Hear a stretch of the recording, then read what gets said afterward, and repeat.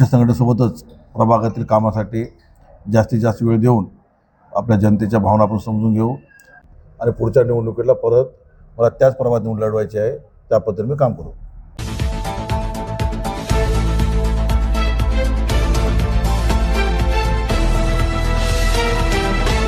देगलूर नगर परिषदेवरती आपण आणि आपल्या पक्षाच्या माध्यमातून एक हाती विजय आपण प्राप्त केलेला आहे.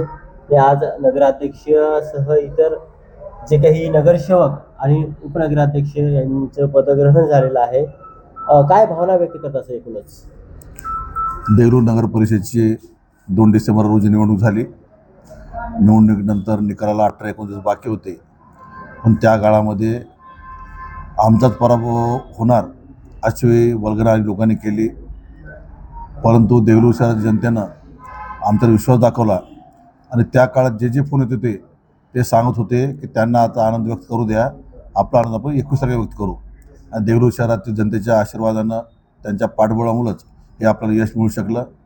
यासाठी महाराष्ट्र राज्याचे उपमुख्यमंत्री तथा आमचे राष्ट्रीय अध्यक्ष माननीय आमदार अजितदादा पवारसाहेब, पक्षाचे प्रदेशाध्यक्ष माननीय खासदार सुनीलजी तटकरे साहेब, नांदेड जिल्ह्याचे लोकनेते माननीय प्रतापवाडी चिखलीकर साहेब, ज्येष्ठ नेते भास्करवाडी खदगाव साहेब, माजी आमदार साबणे साहेब, माजी आमदार घाटे साहेब, वेंगडवाडी गोजीगावकर, जिल्ह्याचे अध्यक्ष होटाळकर साहेब, या सर्व लोकांनी मेहनत घेतली. या सर्वांच्या मेहनतीमुळं आणि पक्षाच्या कार्यकर्त्यांच्या मेहनतीमुळं हे यश आम्हाला मिळालेलं आहे आणि हे यश आम्ही देगलूरच्या जनतेला अर्पित करतो. आणि निवडणुकीमध्ये जी काही वचनं आम्ही दिली होती ती वचनं पूर्ण करण्यासाठी आम्ही कटिबद्ध आहोत.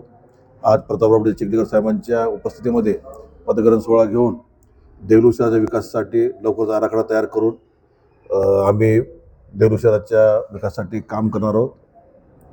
या प्रसंगी मी आपल्या एवढंच व्यक्त करतो. आजचे आनंदाचा दिवस आहे. आज पक्षाच्या माध्यमातून गेल्या 8-9 वर्षाचा वनवास आमचा संपला आणि देगलूर शहरामध्ये परत राष्ट्रवादी पर्व सुरू होईल अशी मी यावेळेस अपेक्षा व्यक्त करतो. खरं तर या ठिकाणी गड आला पण सिंह गेला अशी अवस्था झाली.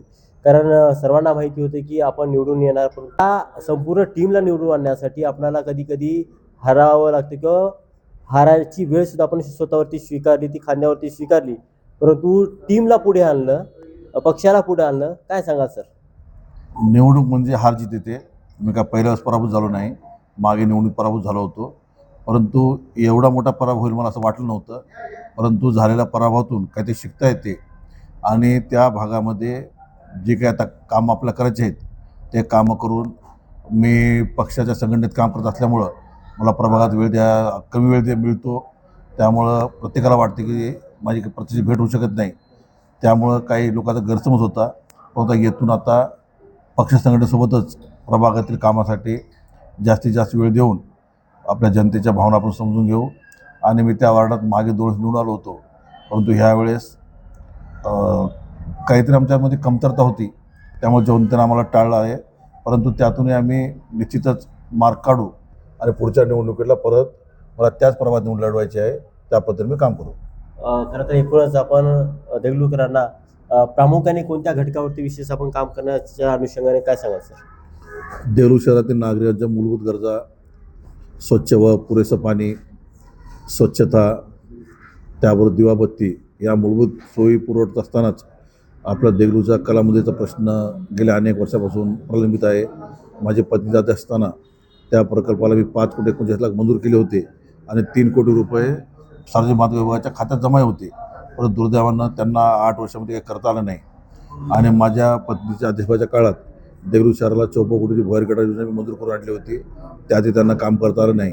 त्यामुळे प्रामुख्याने जे आमचे प्रलंबित कामं होते, जे आम्ही सुरू केले होते ते आमच्या हातून पूर्ण व्हावं असं बहुतेक जनतेची इच्छा असेल, देगलूरच्या जनतेची किंवा ईश्वरच्या मत असं असेल. त्यामुळे परत आम्हाला ते काम करण्यासाठी जनतेने निवडून दिलं आहे. शेवटचा प्रश्न. खरं तर कालच मराठी पत्रकार दिन साजरा करण्यात आला, परंतु देगलूर शहरामध्ये पत्रकार भवनाची मागणी ही खूप दिवसापासूनची आहे. या अनुषंगाने म्हणजे आपल्या पक्षाच्या अनेक ज्या काही घडामोडी घडत आहेत, चांगल्या वाईट, त्या सर्व वार्तांकन करण्याचं काम पत्रकार बांधव करत असतात. त्यांच्या अनुषंगाने पत्रकार भवनासाठी आपली भूमिका काय राहणार आहे? मी आपल्याला एवढं सांगू शकतो की नगरपालिकेच्या कामाची प्रत्यक्ष सुरुवात आज झालेली आहे. पहिल्या सर्वसाधारण सभेमध्ये आम्ही जे वचननामा दिला होता त्याबद्दल विषय प्रामुख्याने आम्ही घेऊ. पत्रकार बांधवाचा अतिशय जिव्हाळ्याचा प्रश्न आहे. देगलूर शहरामध्ये तर आपल्याला नवीन अनेक व्यापार संकुल बांधायचे आहेत. त्यामुळे एखाद्या व्यापार संकुलामध्ये पत्रकार बांधवाच्या मर्जीप्रमाणे तिथं आपण त्यांना पत्रकार भवनला जागा करून देऊ, त्यासाठी आम्ही निश्चित प्रयत्न करू.